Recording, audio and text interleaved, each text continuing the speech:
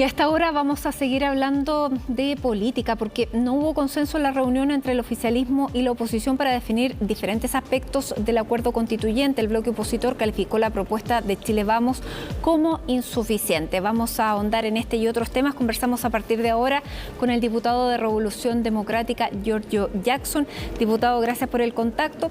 Y lo veíamos hace algunos momentos en el Senado, efectivamente en el Congreso, en la sede de Santiago, están reunidos los presidentes de todos los partidos políticos que están participando del acuerdo y exactamente no había acuerdo en los temas que para la oposición son importantes, como el deseo de una paridad en la constitución de esta constituyente, ya sea mixta o completa, y también en las cuotas de pueblos originarios. ¿Cómo ve usted esta piedra en el camino?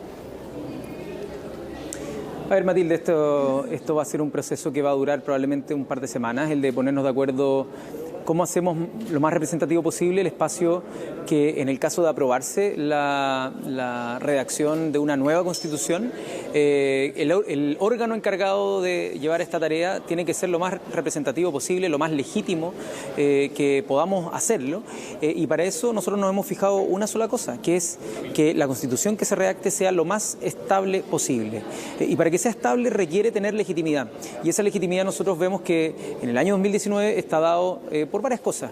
Uno, el que puedan estar incorporadas las candidaturas independientes en condiciones de igualdad a la hora de poder competir y poder llegar a representar a la ciudadanía en esta convención constituyente, sea mixta o sea 100% electa por la ciudadanía. El segundo punto, que es fundamental, y lo vemos sobre todo por la nota anterior que hablaba sobre la violencia de la mujer y cómo ha sido postergada durante décadas, es que podamos tener una representación paritaria, es decir, que hay lo más cercano, si son número impar, obviamente no va a poder ser paritario, pero que sea lo más cercano al 50-50 entre hombres y mujeres, porque obviamente queremos que estén igualmente representadas esas visiones. Y en tercer lugar, algo que ha sido sumamente importante, es algo que ha sido postergado no solo durante 30 años, como dice el eslogan de no eran 30 pesos, eran 30 años, sino que en este caso por 500 años, que es la representación de los pueblos indígenas en un espacio de liberación como este. Si queremos tener, por ejemplo, paz en la Araucanía, si queremos tener el reconocimiento de los pueblos originarios,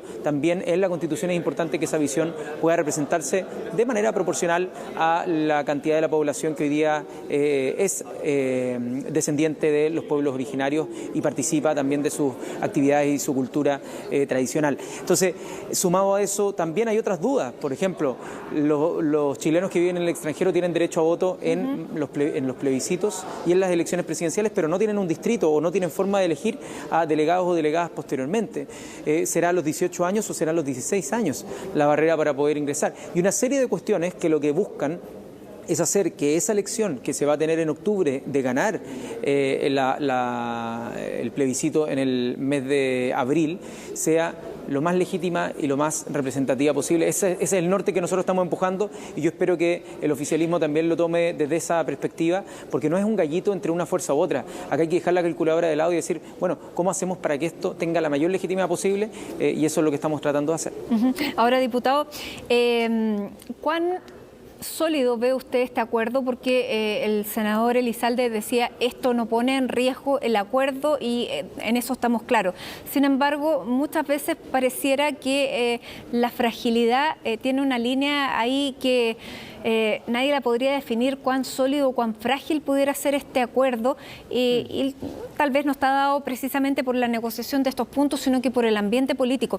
Usted fue bien crítico el día de hoy a través de su cuenta de Twitter de las declaraciones de la ministra Marcela Cubillos, en ese sentido, ministra de Educación, y usted planteaba directamente que la dupla, dice usted, Cubillos-Alamán, pareciera, aquí lo voy a leer para no equivocarme en la cita, dice, al juzgar por sus dichos y acciones, la pareja Alamán-Cubillos parecen ser los menos interesados en que la crisis se canalice pacíficamente por las vías institucionales. Se instalan hoy como el principal fuego amigo de la moneda. ¿Cuál es su percepción sobre esta denuncia que ha hecho primero la ministra y luego este envío de este apoyo al proyecto de ley para sancionar el adoctrinamiento político en colegios y jardines infantiles? A ver, son varias cosas. Primero, yo espero que el acuerdo al que se llegó respecto a la ruta constituyente se mantenga. Es algo que nosotros nos hicimos parte, creemos que es una de las materias que permiten darle una salida, como decía antes, pacífica e institucional a este conflicto que ya lleva más de 30 días, lleva 36, 37 días quizás, y por lo tanto lo que nosotros buscamos es que el contexto en el cual estamos tiene que requerir una salida, sobre todo en lo social también. O sea, está la ruta constituyente, está la agenda social y también está la agenda para que no existan más vulneraciones a los derechos humanos y se vuelva a retomar una nueva normalidad en la vida civil cotidiana de las personas.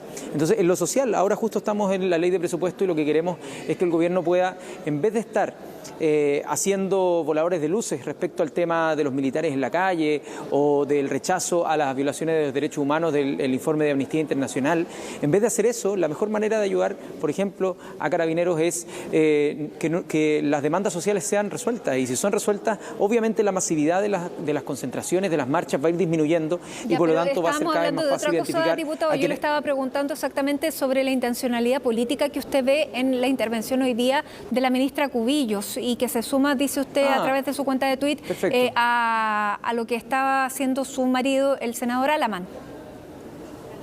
Sí, a ver, es que ambos, tanto el senador Alamán como la ministra Cubillos, últimamente en esta semana parecieran no estar muy a disposición de generar una solución, sino que principalmente han estado generando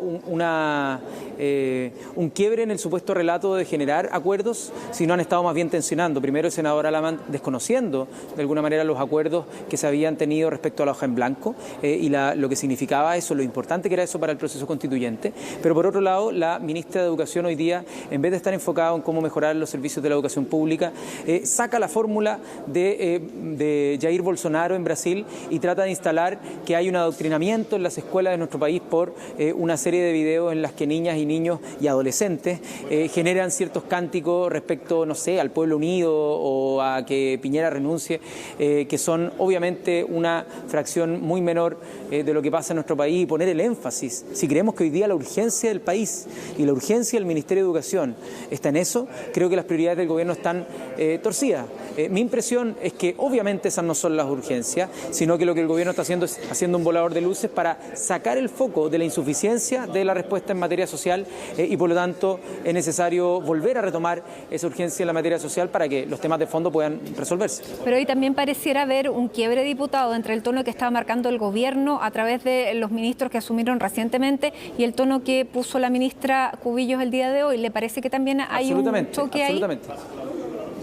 Absolutamente, es un retroceso, creo, en el tono de cerca de 3 semanas a lo que se ha estado construyendo de poder avanzar en materias que con diferencias todavía, por ejemplo, el que los 50% para la pensión básica solidaria sea en 2 años. Nosotros decimos, mira, mientras siga bajo la línea de pobreza es algo que consideramos todavía no es suficiente y por lo tanto el que podamos avanzar en eso es algo prioritario. Vamos a seguir peleando. De hecho, hoy día en la sesión de presupuesto vamos a hacer que vaya a la mixta esos aspectos, por ejemplo, de las pensiones, para que se logre salir con una mejor solución. Pero estamos acercándonos, estamos tratando de acercar posiciones. Pero estas actitudes, como la de la ministra Cubillos, o también la decisión de poner énfasis en el terror, en la violencia, en el miedo, en materia de los lugares estratégicos, sin decirnos cuántas amenazas concretas han habido, porque nos interesa conocer esos aspectos, sin decirnos, por ejemplo, cuáles son... a lo que pidió el presidente de presentar un proyecto con urgencia de ley para que se puedan los militares estar a cargo de los puntos